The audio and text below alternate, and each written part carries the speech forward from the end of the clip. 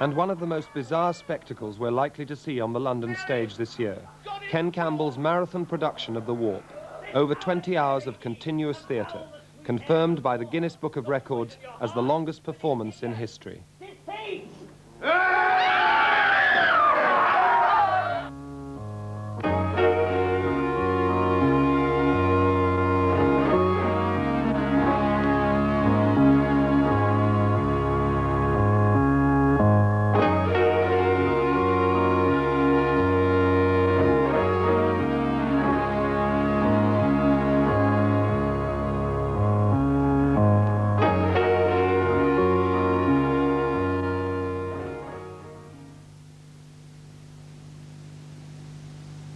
In Act 2, a bizarre theatrical event. I arrived in England and I rang up a friend of mine and I said, "What's happening in London?" And she said, "Ken Campbell's doing part of the visionary theatre season at the ICA and they're doing 10 plays." I said, "Okay," and I rang up Ken and I showed up on the Monday and here I am.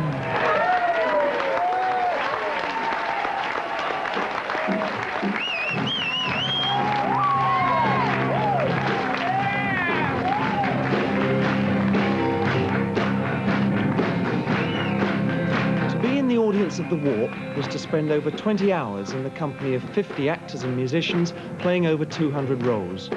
You could stand, sit or stroll about, following the action as it travelled from one part of the theatre to another.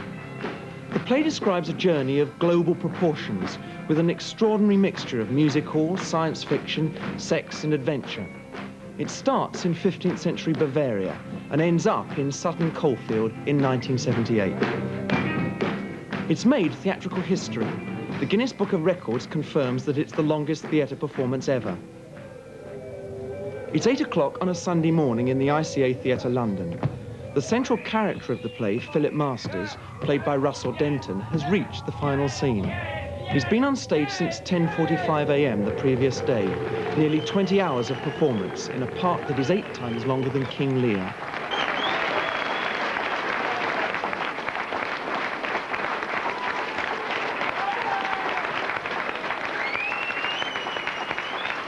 How many lines have you had to learn? I think it's somewhere between 20 and 25,000. The Warp is the latest production of Ken Campbell, the most audacious talent in British theatre. I reckon that the whole of my life has been leading up to today. It was wonderful. Magic. The 10-play cycle that makes up The Warp was written by Neil Oram and dictated to Campbell at the breakneck speed of a play every 2 days. I just had one of the most amazing experiences I've ever had in a theatre.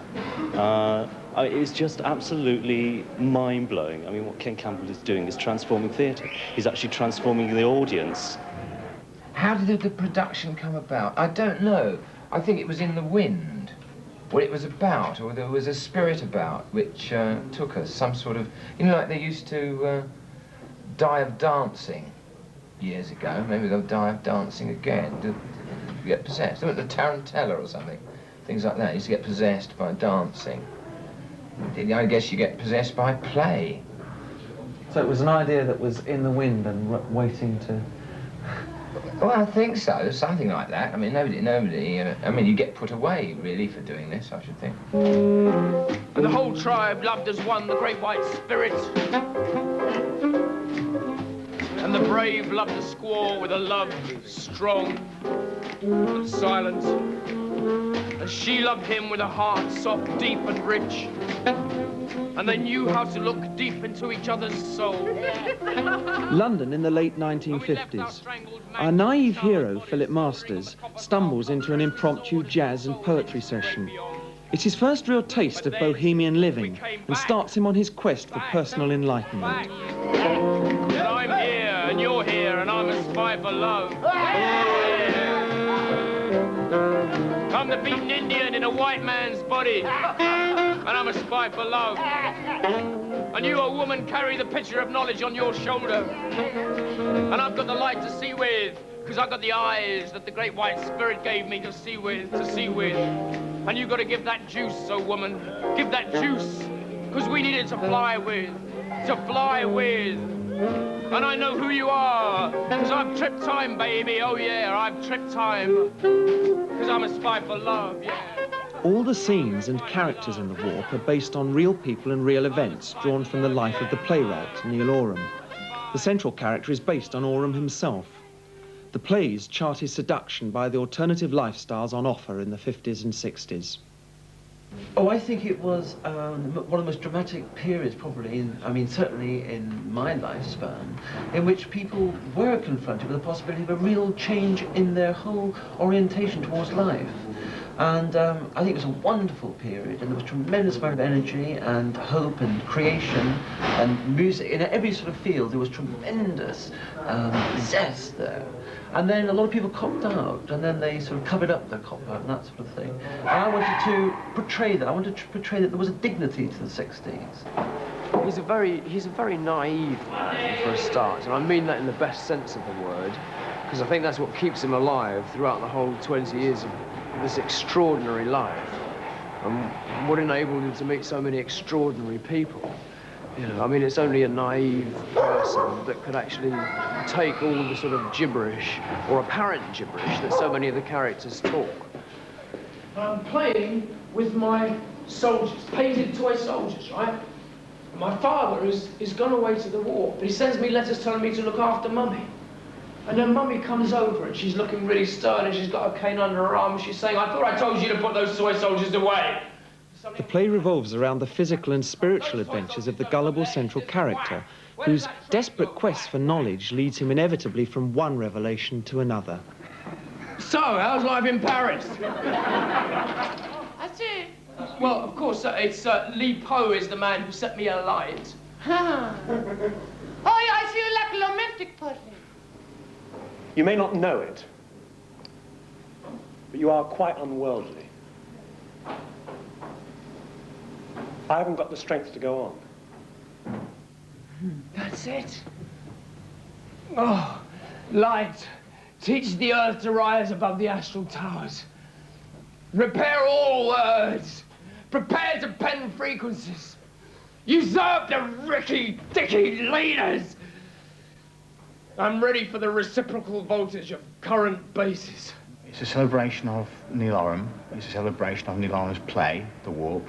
It's a celebration of a man who's been through, for the last 20 years, everything that most people in the alternative lifestyles can ever only glimpse at. I mean, Neil has been a man who's been through the whole works and has got a photographic memory, has translated that photographic memory into stage terms. Are you going to The ICA Theatre was transformed for the production of The Warp. There were no less than 16 different acting areas, and the audience were propelled from one stage to another, following the action as it moved around them.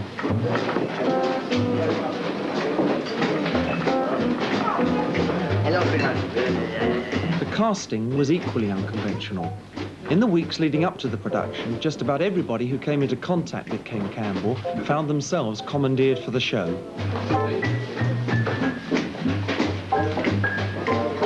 1 plate of steaming hot, delicious spaghetti bolognese. Come and sit down here, lad. Here we safe, here we save me. And that's if you're looking for pure, unadulterated sin. Once you've tasted life in Sam's, you lose your passion for television. Here we look at each other. And how did a bright, good-looking lad like you bump into a den of iniquity like this, I walked into my local pub in Hampstead I walked past it and said, shall I have a pint or shan't I? And I said, yeah, I'll have a pint. And I walked in there, and Ken Campbell was standing at the bar with John Joyce and a few other people, Claudia, I remember. And he said, just the man I'm looking for. You're going to play so-and-so. And he cast me in so-and-so in The Warp. And within a week, I was playing about 4 or 5 other parts. I spent 1 month in a cellar doing an experiment on time. I was in isolation without any clock, and I had a dream. And when I came out of the bunker, somebody sent me by chance a brochure, and on the front of the brochure was exactly the typescript of my dream. So I came. You say you couldn't act? Well, I can't act. I've never been trained and I haven't any of the tricks at all. Does that matter in this production? Not at all, no. I mean, the only thing that matters in this production is amusing Ken. And if it amuses Ken, it usually amuses everybody else.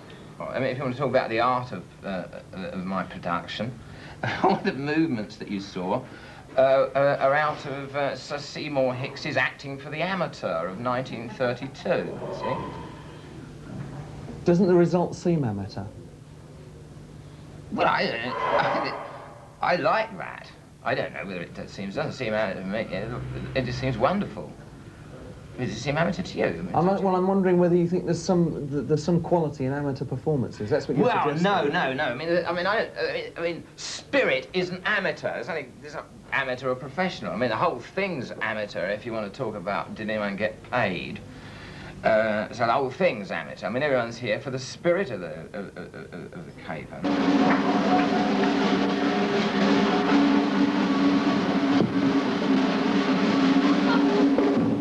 Have you ever been to Florence? No, I've never been to Europe. Oh, you'll love Florence, or Firenze, as it's known in Italiano. It's culture, culture, culture. There you'll see the flower of European creativity in full bloom. And wait till you see Michelangelo's David in the flesh. Join the children of God and get high with them. And that brings me to another point. Since I am God, and therefore wrote the Bible, I'd like to collect some royalties before I go to help me on my way. So perhaps you could dig deep in that black hole where you keep your looker and give God some help. I thank you in advance for your kind thoughts. My whole stance on the matter was that I would not put on one scene which wasn't funny in some way. Well, I had to be able to imagine at least one person who would find this funny. Otherwise, I would refuse to put it on. And that's actually been my way always. I mean, I don't think anything which isn't funny should ever be put on. So I think, actually, serious drama is a very dangerous travesty of life, you see.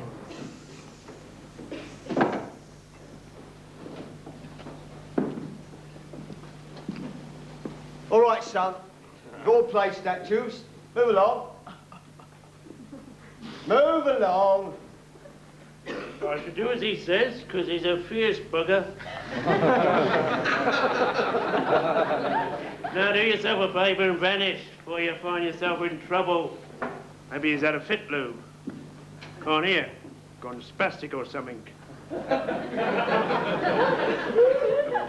Fit my foot.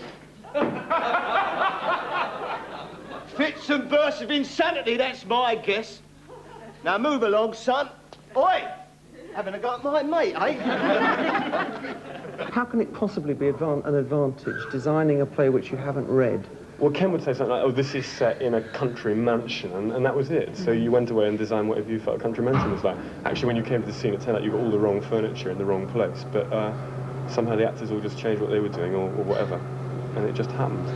So everybody modified to everybody else? Yeah, well, they'd never rehearsed it anyways. It didn't really make much difference.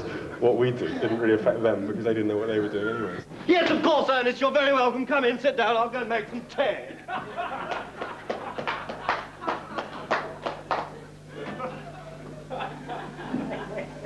Christ, Ernest, there's a letter here from the Queen. My God, there's another one in from Bertrand Russell. Shh. This gentleman is an archangel. Of course, you must understand that I'm not an ordinary human being. We'll have to put up with this furious activity which surrounds me. Because I'm a type of telepathic switchboard. Most of the conversations, of course, are on the etheric waveband. Etheric waveband, that's very interesting. Because last night I started reciting some poetry and it came straight through from nowhere. Yes, you can get poetry on the waveband, but it's very rare. Poetry is usually astral stuff, the past catching up with you, or nonsense coming through from the cosmic mafia. cosmic mafia, what's that? Listen, my boy, there's a group of gangsters trying to control this planet, and if they succeed, please excuse me, someone who wants to see me. Oh, good evening, my darling one. Oh, you beautiful thing. Crikey, Ernest, look at that moth. Indeed, you should look at this moth. She's incredibly intelligent and terribly beautiful, and I feel very honored to have her on my side. Well, I think it's about the revival of spirit. I mean, and for me, that's embodied in the manner of doing it, for me. I mean, I thought it was a work of spirit, you know, like you're meant to feel great at the end of it. So I did it in the manner of theatre in which I used to feel the most great, which was good old slung-on shows. The Warp ended its run at London's ICA on the morning of Sunday, the 28th of January, after an exhausting but exhilarating run. Angels willing, and if a venue can be found, Ken Campbell threatens its return.